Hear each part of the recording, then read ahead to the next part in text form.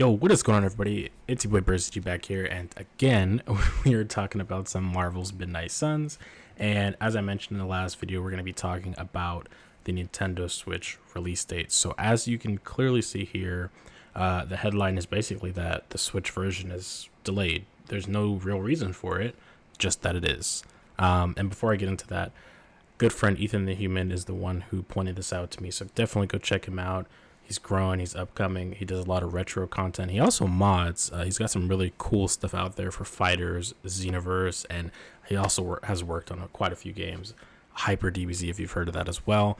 Give him a sub, check him out, tell him I said hi, tell him you say hi, and tell him where you came from. All right, let's get back to it. So, looking at it, there again, they say there's no delay, just that the game is still coming. The official release date is October 7th for all of the platforms.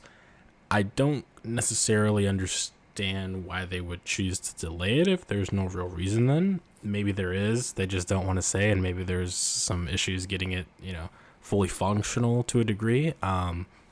If you haven't already, you definitely should check out some of these other reviewers who have had hands-on impressions with the game so far based on the build that they were able to play. For example, if you go and check out on Eurogamer, they actually kind of made some comments talking about the state of that build that they were playing. It was very buggy.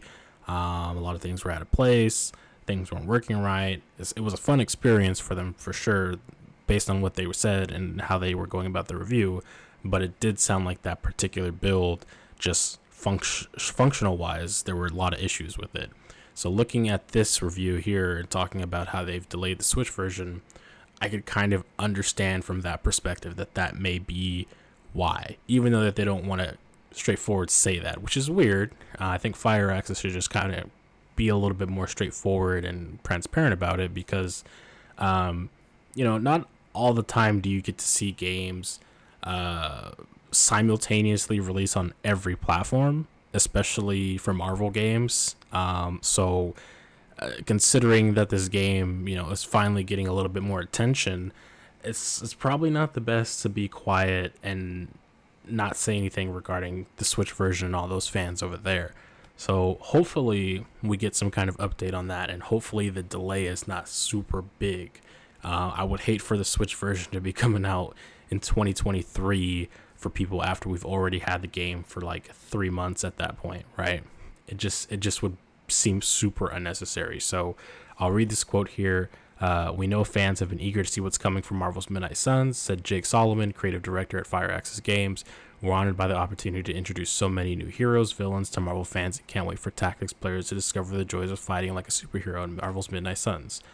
We're thrilled to invite players into the darker supernatural side of Marvel, said Bill Roseman, vice president and creative director at Marvel Games. Surely you've seen him around on Twitter a lot, retweeting and talking about a lot of things Marvel related.